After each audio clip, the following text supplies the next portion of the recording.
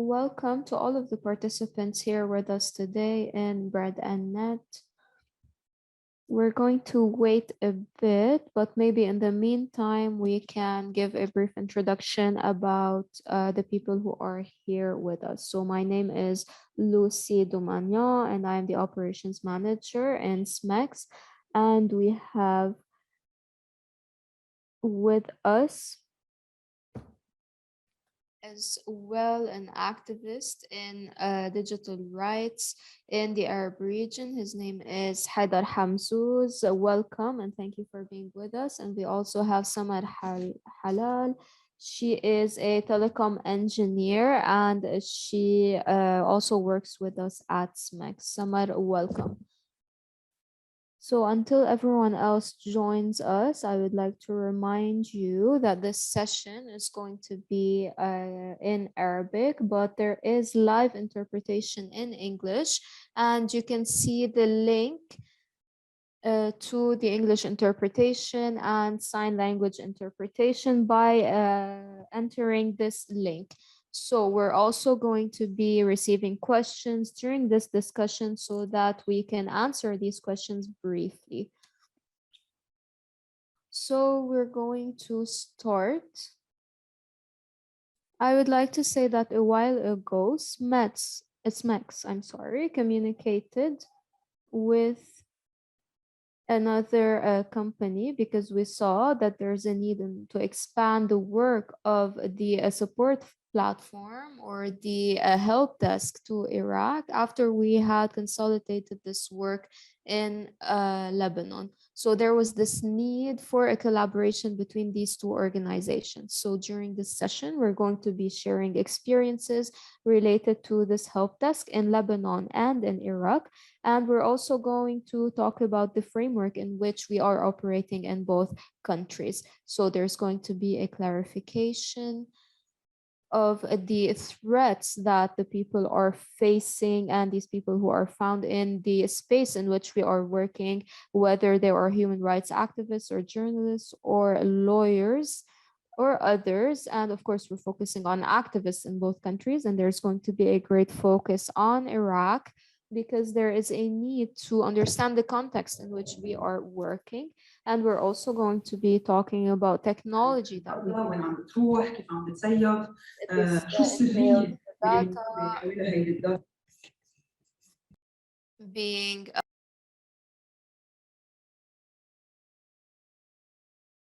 to be talking about the work that we're going to do with the data that we are taking for the future. So are these numbers kept in a certain system or are these numbers to be used for other measures? And this is what we're going to talk about as well. So I would like to remind you that if there are any questions, we will be taking these questions and I can see them in the chat box. So please, if you have any questions, feel free to ask them. Samar, we're going to start with you. My first question is, can you talk to us about the help desk that was created in Lebanon? How was it created?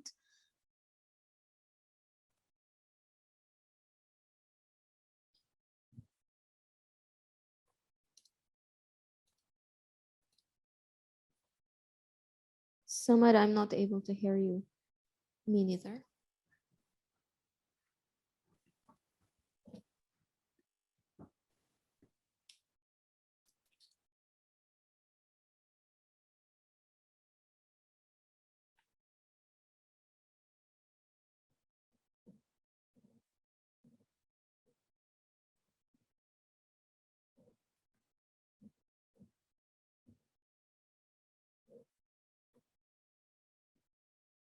So she's going to exit the platform and then try to come back into the meeting.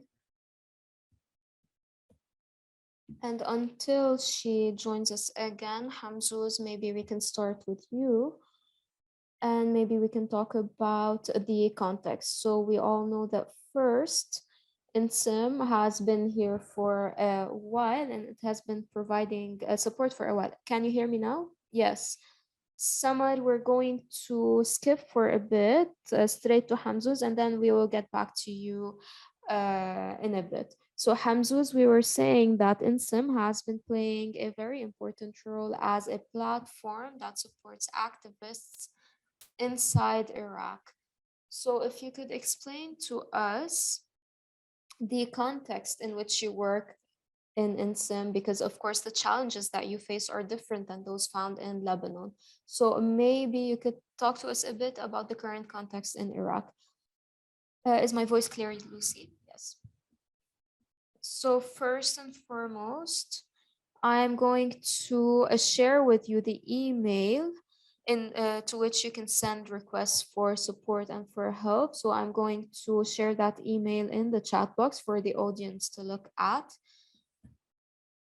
Thank you so much. I would have loved for Samar to start first, but I would like to say that the help desk was created in Iraq on a voluntary basis, and it was not a formal context in which it was created. So we had a lot of data that we are able to use in order to help people. But this data was not analyzed and it was not organized. And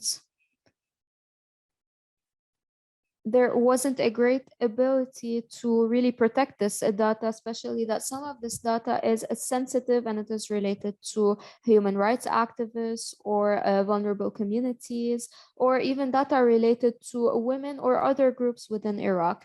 So the context of Iraq is very dangerous because the violence that is found in the digital space on. So if express not or killed. So that the context in Iran is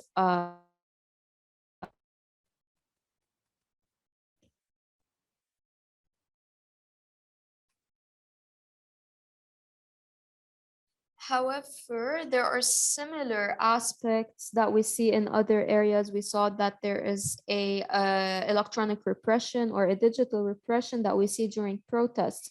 So starting from October 2019, when the October uprising started and there were protests in the streets, and up until today, there were more than 410 cases of digital violations that happened in Iraq. And these are just the cases that were reported to us. And we expect that there was a greater number of cases because, of course, there are people that do not know about the existence of the INSIM platform, or they do not know how to communicate with us, or they don't know about the services that we provide. So we consider that these people are not properly equipped. And we say not properly equipped because there are a lot of reasons that lead to that. And it's important to note that we have a small team and there isn't a lot of support to us. So this is why we receive a very small number of cases. And sometimes we see a normal citizen or a normal user who lost access to their account or who faced a certain problem.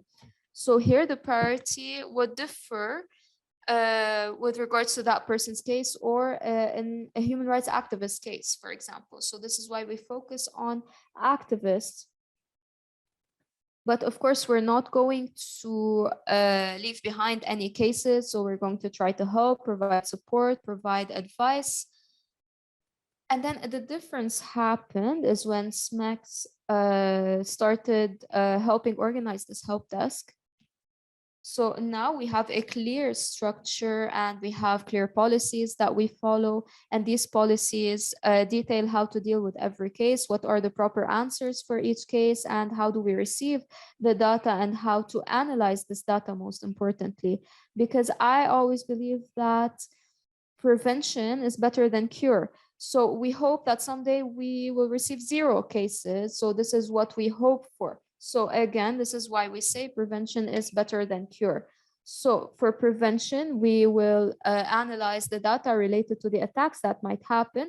And we saw that in 2021, most of the attacks that happened in Iraq were because of the vulnerability of the users themselves in the face of digital security. For example, not having activated a two-factor authentication. So for people who activate two-factor authentication, so when someone tries to hack their account or their profile, there should be an authentication process that should happen. So a code should be sent in order to verify that account. So the user maybe doesn't know that he's at risk and would share that code with the hacker, and then he would lose access to his account. So SMEX played a very important role with this regard, with helping us organize this help desk so that it would be well structured and there would be automation of these processes. Hamzouz, we're going to get back to you about something that I heard you talk about in detail before, which is the threats. Where do the threats come from in Iraq, and how the digital space is reflected on the ground? Of course, this is a very serious matter, but before we go back into the details related to Iraq, Samar, maybe you can talk to us about the help desk in Lebanon so that we can continue to talk about Iraq later on. Can you hear me now clearly? What I was saying before is that SMEX established the Digital Security Helpdesk in order to support activists, journalists, human rights organization with regards to cybercrime in Arab-speaking countries. So with regards to surveillance on the internet and harassment, content removal off of social media, dealing with spyware and malware on their devices, and the protection of accounts on the internet in general. So this program started in the first place because these cyber problems that I just listed started piling up, and therefore it has become more and more complex and more aggressive to deal with these problem, especially after the revolution that happened on the 17th of October. So SMEX tried to work on the problems that the activists are facing, but it was not very systematic, if we may say so. So it started dealing with the new problems and started looking into new ways where it could help the activists and the journalists who are subject to harassment. So if someone was arrested because of a post that they published, we help that person help defend their rights, tell them what questions they're allowed, the security organizations are allowed to ask them. Should they turn in their device, for example? What are the information that might be taken if their devices were to be confiscated? So, of course, there were a lot of questions, and we saw that there's a need for a platform that's capable of responding to these questions and helping these activists when they are faced with such a threat.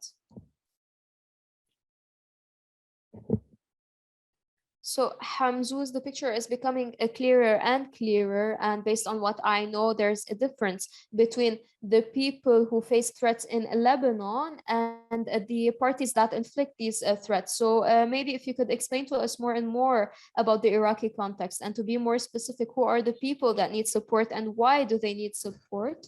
And where do these threats come from? This is a very important question, Lucie. First, who are the people that we target through this help desk? Of course, we aim to help everyone, but at the same time, we should be realistic and we should set priorities because the capabilities of our team are limited, our support is limited.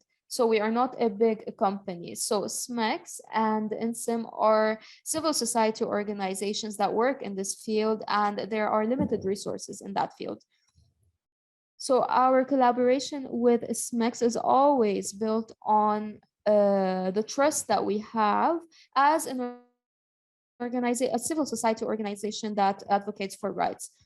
So when we talk about companies such as Facebook or other big companies that call for the upholding of rights, there is a problem with trust, because companies such as Facebook or other big tech companies are based on profit making. So this is why there is no trust. And the collaborations that we seek to have such as the one that we have with SMEX in the field of digital rights, are the ones that we want to have. So here we target journalists, human rights advocates, and here we talk about all kinds of rights activists, such as environmental rights or any other kind of rights, whether they are human rights or animal rights, even, for example. So here we give the priority to these individuals and we follow up on their cases. There are a lot of risks and threats in Iraq, and they are not only limited to threats coming from the government. So the problem is that the issue surpasses this aspect. So we have terrorism, and this is inflicted by ISIS and other terrorist organizations. And there are also organizations that are found in the middle. They are with the government and at the same time not with the government. So in Iraq, we call them the militias, especially those that are backed by Iran. So these militias are a big problem in Iraq because they are conducting activities such as and kidnapping. And there's also a new phenomenon in Iraq, which is legal harassment. And this usually comes from members of a parliament. So they present legal causes against people who are not legally illiterate or who don't know how to defend themselves illegally when there is a legal problem, or they don't even can't even afford to pay for a lawyer to defend these causes. So therefore they delete these posts and they lose their freedom of expression. And then in this case, the parliament succeeds in silencing their voices. And this is a very big problem that we are facing. So the threats are government and terrorism and the militias that are found in Iraq. And the types of threat, I believe, are hate speech, cyberbullying, and others. Maybe if you could explain to us how these are reflected. So the issues that happen in the digital sphere, how are they reflected on the ground in real life? So political parties that do not have a cyber army are basically considered weak.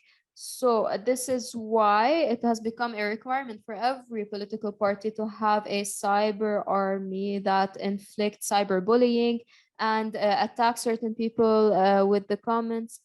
And they work on targeting a specific person's reputation by spreading misinformation and false information. So INSIM targeted this issue recently and it launched a platform which works on monitoring misinformation and false information. And it also focused on raising awareness in that field. So this is related to the Digital Security Helpdesk. We do not aim to provide assistance solely. We also work on spreading digital awareness. So our platform does not only provide support, it also works on spreading awareness so that we can reach our larger or overall goal. So we want people to protect themselves and spread that awareness to everyone.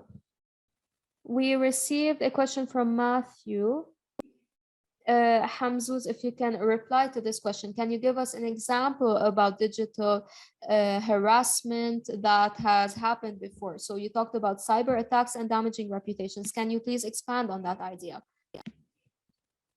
And there was an advocate from Basra. Her name was Riham Ya'oub.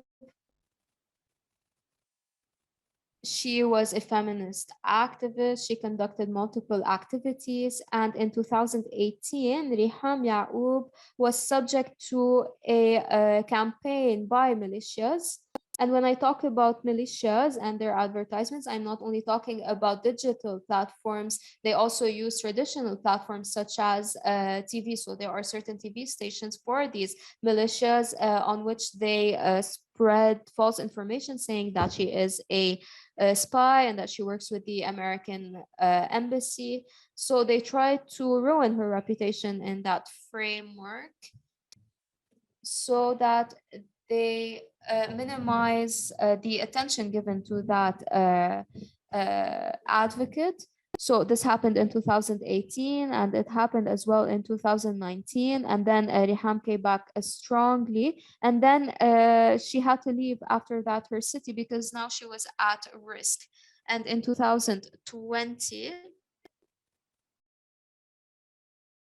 So a blogger was also uh, uh, harassed, and the head of the municipality presented a complaint against the attackers, and he faced a type of blackmailing, a legal one, and all of these activists are obliged to withdraw their publications in order to prevent any problem and to stay silent about them. These are some examples. I cannot say or tell you more about them. We have lots, and even in the universities, they are controlling over the pages of the students and trying to control it after following them and following the students. And with what you said regarding the misuse of services on the level of municipalities and the level of politics, there are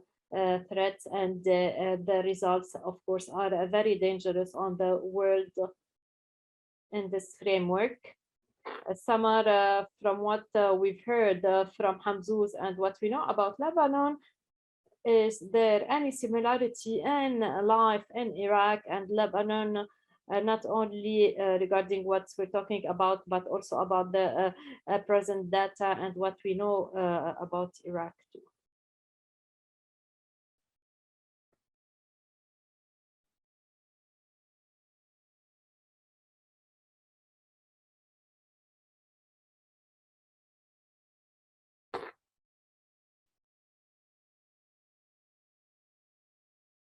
I don't know what's happened. So the main idea here in Lebanon and many or in the most of the Arab countries, there is a very limitation on the public spaces. And what said Hamzouz, I second him on the general or public spaces, such as yesterday, what's happened. There is an activist, famous one is Shaden. She was called from the office of the cybercrimes and now to the military tribunal because I post on Instagram, if I'm not mistaken, a year ago. We all know that this is not the reason or target. The main reason is to silence them and to repress such people talking with freedom. So we have lots of similar cases and examples. This year we are seeing lots of campaigns, lots of activists are being detained, and they are working on the cybercrimes offices, and because they tackled or attacked a political figure, for example. So the main objective here is to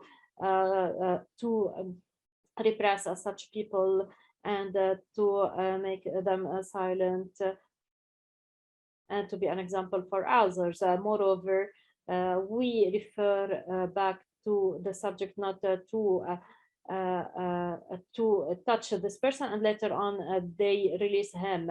So it is all about repressing liberties and control over internet. Unfortunately, this is in the whole Arab world, not in Lebanon only, and Iraq. How we started to work on Iraq is to mainly enlarge to a greater number of the Arab world and cities. If we cannot do it, at least through the platform in Lebanon and Iraq, to take as much as we can of cases. We receive lots of cases, not only from Lebanon, from the whole Arab world, because unfortunately what's happening is a lot about cases of repression. Samar, here we can understand from what you said is that there is a use of the silliest videos and reasons in order to make people silent, to silence the voices, and this is also an example of Shadden 2. This is the situation whenever you talk about Lebanon. Uh, Lots of cases are being shed out, and this requires legal matters. And here we're talking in our work to understand not only the social, political, and historical frameworks of Iraq, but also to understand the legal framework, because I know from the support platform NSMEX, if according to the threat, and we did not only have Facebook complaints, but someone was blackmailed. They require him to go to the internal security forces. Is it true? So there is an importance for us, the countries that we covered. Are we covering the legal, social, political frameworks? And here we can see the importance of a partnership with the different organizations working in this digital space, and Joza and others. So since you mentioned the cases we are receiving in Lebanon, we use a specific system. If we can talk about the technology behind these cases, where are these data being put? Can you talk about its specifications and confidentiality, etc.? So the system we are working on is a website we provided from the partner CDR regarding the resilience. If we want to talk about technical issues, the service is on the cloud and it is encrypted. So each channel through the email, WhatsApp, or through different other communications on the platform, and the data is all encrypted in Lebanon and outside Lebanon. They are under international laws, and the platform by itself is a bit difficult to decrypt it. So whenever we want to talk about the data by itself, the users sharing with their information with us, their names, their privacies, or maybe the area, the location, the link to the social media. Maybe there is a problem with the pictures, the chat, emails. So some information are being a bit sensitive in some cases, but these data, we don't save them, we don't keep them. The data we collect at the beginning, for example, if we follow up with the email, of course they will be saved consequently. So but through WhatsApp or others, we will be knowing the number, but all these data are not being accessible on the platform. We cannot do anything with them, we cannot download them, we cannot collect them, so we cannot do anything. The platform by itself we're using is to organize the work, to organize the data. The data, what interests us is about the type of cases we receive. So let's open the statistics, please, in order to see the type of data we're using and the way to organize them, and what are the data we are retrieving. So if we can share the screen.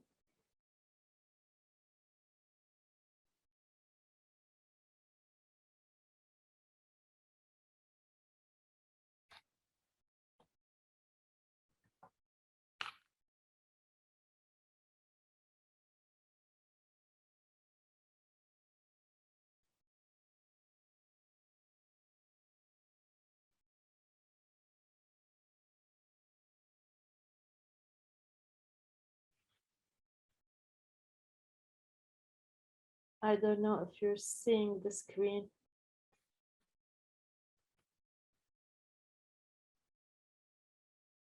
Is it clear now? Yes.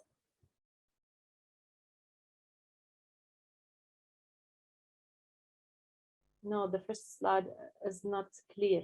What do you mean, platforms, devices? The platforms.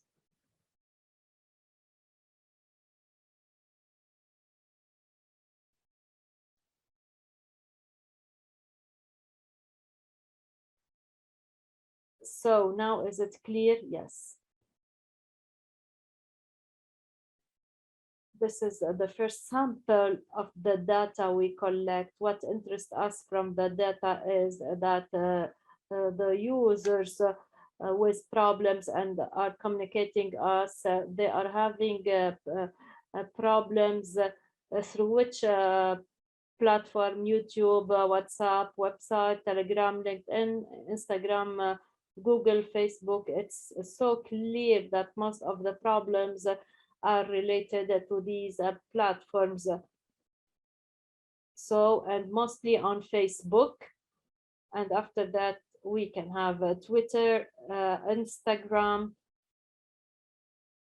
So more than one reason for this subject, because Facebook is the least company interested in such subject and can communicate with us in order to improve them. But in our word, Facebook is being used to launch and to launch some views, and Twitter also. A question here: whenever we receive a request, whether on Facebook regarding whatever any post that being deleted, so is there a difference of time and the response between Facebook, Twitter, and others in the platforms? Maybe they are being accumulated because of this reason. Facebook is the one of the slowest companies we can communicate with them and to have interaction with them. If we send the demand at the beginning of the month, after 2 weeks they will be answering, after 4 to 5 years to recommunicate again, and maybe the problem will be solved. And when we talk about the Twitter, less than 24 hours they can communicate with us and answer us and know what's the problem. We solve it, and from A to Z. Whenever we say Facebook, all problems will be also the same on WhatsApp and others. So we can go to the other slide, or next slide, please. The slide, this slide is including the cases related to devices. For example, whenever we receive a device with lots of viruses, they don't know if someone is controlling them. We try to do a forensic analysis, and we will receive similar cases, and a laptop being hacked. For example, they uploaded a virus with a very fake link, and the virus is on the mobile. The mobile is locked completely.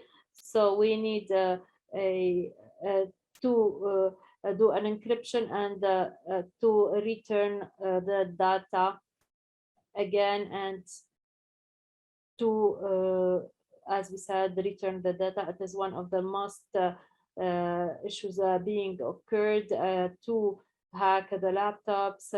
If the mobile is stolen, how can we return the data? And in some cases,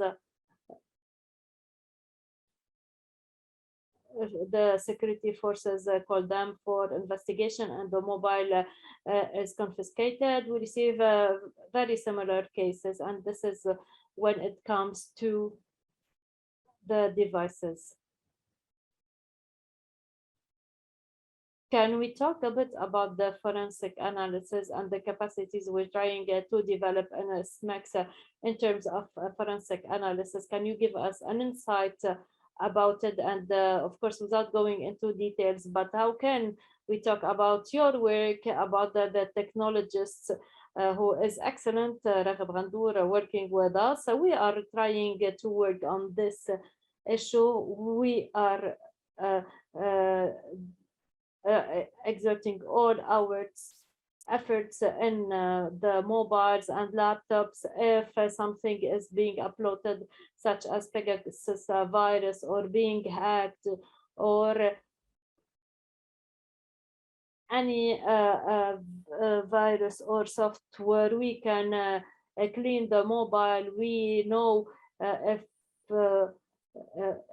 we need to have the device with us. We need to do the forensic analysis through it. We can have the report and we can know what's happening, what's the malware in this device, but it's still under progress. We are still working on it. Yes, I can be a volunteer to do a checkup for my device. If there is a malware in this device, what can you do with the device? Do you throw it? Do you clean it according to the malware? If we know to know its location, how can we format it if it's possible? So it depends on the malware. Even now, if we have a Pegasus present, is one of the most dangerous viruses for controlling the activists. We can find a solution whenever we move forward by time. We can find solutions. Great news. This is the last slide where we can see the type of the cases we receive. If we have a case, for example, despite the platform we saw at the beginning, Facebook, Instagram, Twitter, or any platform with a problem, as this case, for example, of harassment or hate speech or cyberbullying, or an account being stolen, hacked, stopped by Facebook because a publication or a post, so we can see it. So these data, they are for the last 6 months. We have, for example, 22 harassment cases, 17 hate speech, for 33 cyberbullying. If you don't know doxing, 67, they a person who stole the data in order to harass a person. This is what's known in doxing, and these are the cases we have. Later on below, we have the cases where the account was stolen and a person is in a is facing this trick, and we have about 134 cases of suspensions, and in these technological cases, they stopped the accounts because of a specific case, and because of content against the law of the company. And among these 134, we have 67 cases submitted to the company, and the accounts were active again. And in the other cases, maybe there is a breach for the rules of Facebook or etc., or the case is not clear. We cannot communicate with them, but half of them, the accounts were returned because of the communication with the company, and there is a good number. The digital security tips are about 51, and they are very important regarding the security of the account. How can we make our accounts safe and secure? And these data we are retrieving, we don't retrieve names, numbers, or personal info. We retrieve data that benefit our work and our statistics. So as I can see, at least in this graph in front of us, there are two roles from the support platform in order to play an important and early role, and we need to know the digital well-being to be one of our daily life, to do the authentication and to change the password. And the second part, you talked about the suspensions. You said 76 cases were retrieved and the account was not suspended anymore. Hamzoz, if we can talk here about the thin line between the content and the freedom of expression in an area like your area, whereas our culture and context is not taken into consideration, where community guidelines are being written. Maybe this will answer Wissam's question, what's our work towards the companies in such cases. That's why we waited to see these graphs and number in order to answer. In such cases, how can we use them in order to be able to conduct advocacy or to press over some companies to have a political change? Hamzoz. Shukran, Samar, for this graph. For Iraq, of course, it is still with the system. We are getting the numbers this year. We have maybe a clear for the types of attacks or differences. To return back to Sana, important question. Do we interact or communicate with the companies in order to follow up with the cases issue? Are we following with the case by itself, or how to solve this problem? We had the interaction from our side, of course, at least, but there are lots of challenges. The issue to change the digital security is a comprehensive and complementary issue related complementarity in order to see how we analyze and understand the problem. Today, I think that understanding the problem is more important than solving the problem. If we don't understand how it happened, we cannot solve the problems of others. So we need to understand how we can how it happened and how this breach occurred. After receiving this case, we have other cases that cannot be solved from our part, such as breaches of accounts, hack of accounts, analysis of some people who did not recover their emails, or any operation or process to retrieve the account. So we go back to communicate with the technology companies. And regarding technology and its interaction, as Samar mentioned, it is good in such cases, but it is an indicator of a backward in this word. But some cases cannot wait for 1 or 2 hours to be solved, and especially whenever there is a kidnap of activists or a detention and their mobiles. So the subject will be answered after 48 hours. Frankly speaking, this is not acceptable. So this is a problem. We need to have a complete work depending on the user and on the electronic platforms. As for the other platforms, Twitter is a problem. Instagram lately is becoming also a problem. Last month, lots of violations occurred in Instagram or hacking activities. For example, a person will enter his account and he will be asked for the factor authentication, and he will not be receiving the code. And this is a problem between the communication company and between the platform communication platforms. That's why we issued some publications for different security reasons, not to activate the factor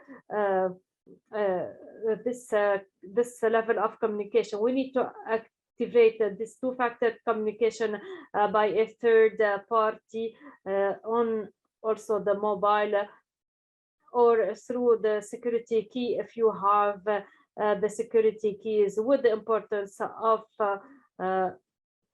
solving the problem. And after the activation, we needed to have a two ratification with backup codes. These backup codes are very important. If you don't receive the code on your mobile, or you cannot receive the passwords, these passwords are temporary, needs to be saved. But I mentioned that in the graph in Lebanon, you don't have lots of problem in the Telegram, at least for the 6 months. And Telegram, we are number one in this case. It is a great problem for the civil society. The militias reached to put lots of money, around 1,000 USD, to mention the place of this person, where are his parents, if he is outside Iraq or not. So they are trying to blackmail them and to threaten them and in Iraq, or to threaten their relatives. So these money not only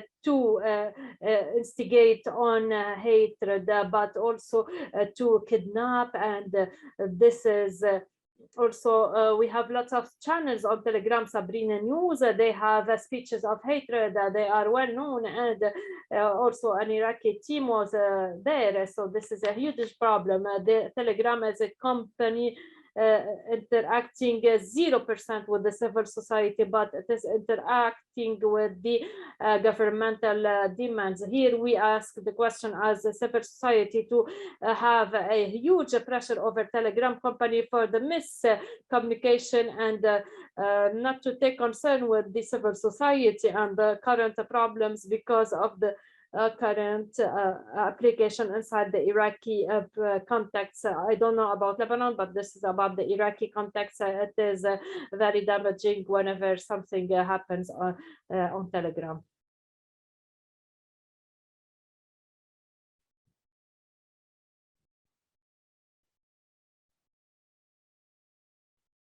Samar, allow me to answer this issue. Telegram is being used in Lebanon, and nowadays we are seeing that Telegram is being used increasingly, but it's not about instigation.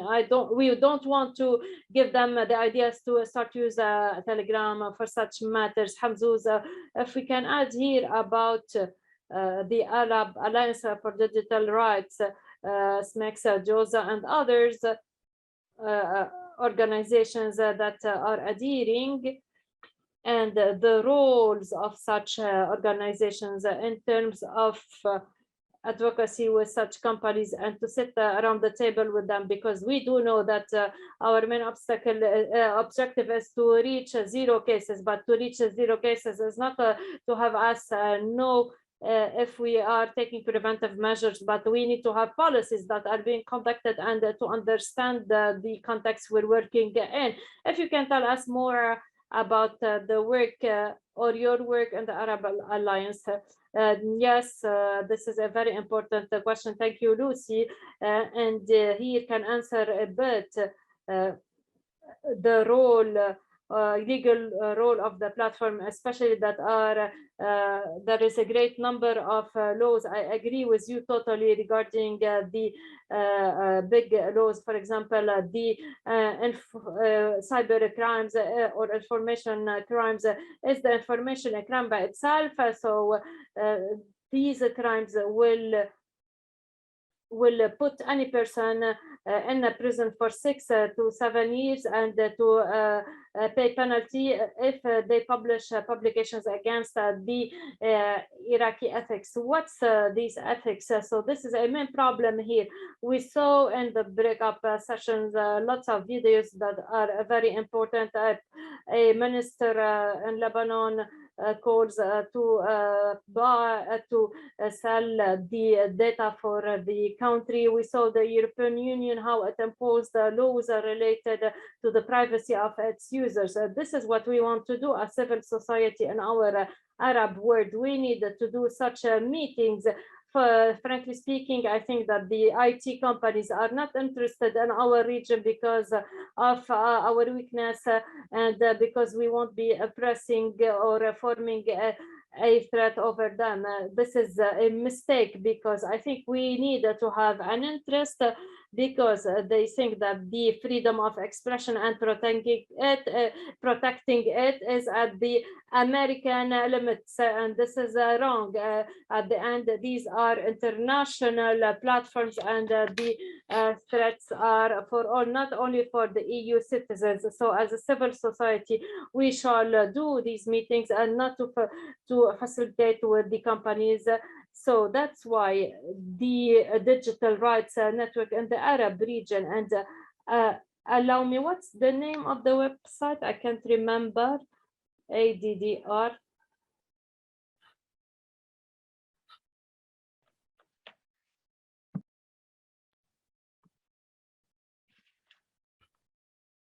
This network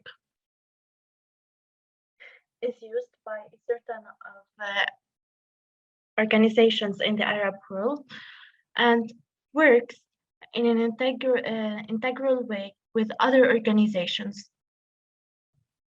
So we will have a digital platform that brings the data, and we will try to transfer these data and talk with another platform. A debate happened throughout the last months on the Palestinian content and how the Palestinians were harassed online.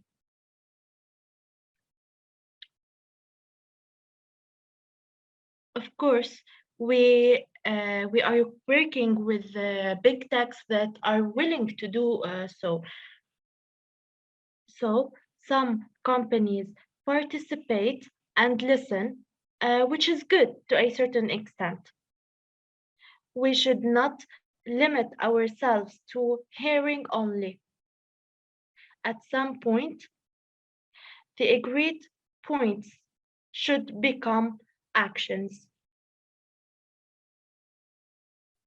For example, Facebook put some certain policies due to the pressure we put on it. It put some policies related to the Iraqi elections. That's why cyber armies couldn't easily publish misinformation because of the ad policies put by Facebook for this issue. This work should continue, and companies should take care of the privacy of users' data in our region. I would like to call upon all our participants who are activists in human rights and all the organizations working in the cyberspace to enter the link in the chat box so you can read about the objectives of the Arab Alliance for Digital Rights. Click on the join button so you can become a member. We still have 7 minutes left. Samar, do you have any final thoughts before asking my final question?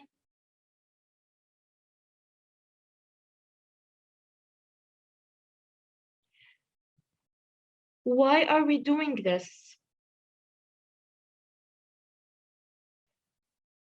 We have data through which we should be able to have a strong institution that is capable of publishing data to all the other platforms. We should be able to have statistics on the cases of harassment and so on. We should have policies and laws that allow people who will be subject to online bullying or harassment to file a lawsuit against the perpetrator. We are doing this so we can reach a point where we can take serious actions. At the same time, we should propose those data on big companies such as Facebook and Twitter and push them to put policies that take into consideration the considerations and challenges in the region. We cannot remove all the posts because they contain the word maritime. Sorry, martyr. From now on, we should take into consideration the freedom of expression in the Arab region and its culture and diversity. What I can conclude is that you are collecting knowledge and expertise on how to deal with our region or big companies.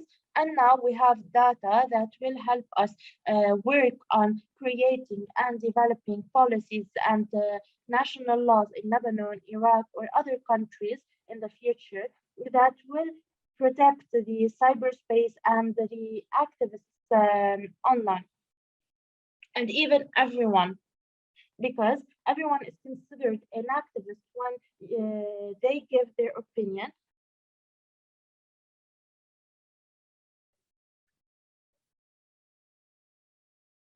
On the other hand, we are doing this so we can have policies related to the Arab world. Finally, I would like to ask the final question to Hamzoz, which is a very important question for me. Let's imagine that we have an unlimited funding for the help desk, especially in Iraq. We have 4 minutes left. How will you use this funding, and what are the actions that should be taken? This is an important question. As I said, we are giving unlimited support based on scientific research. Our work became institutional work with a clear structure, but this support is limited and falls under a certain scope. So, when we receive greater support, we can step up our game.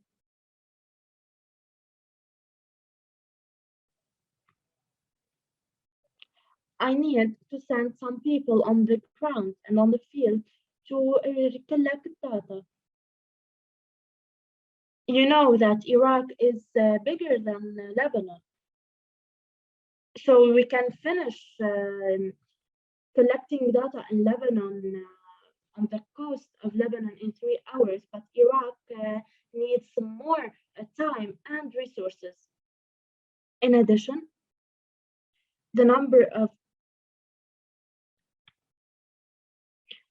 of cases we deal is low. Maybe it's only 3 cases. We hope to increase the number of cases rather than responding to the case within 48 hours. We hope that we can respond to it immediately. That's why our platform should no longer stay as an awareness platform, but also become as a digital services platform. We should raise awareness among the organizations. We should provide safe services online. This unlimited support that you are talking about is very important, so we can step up our game and move our experience to other languages.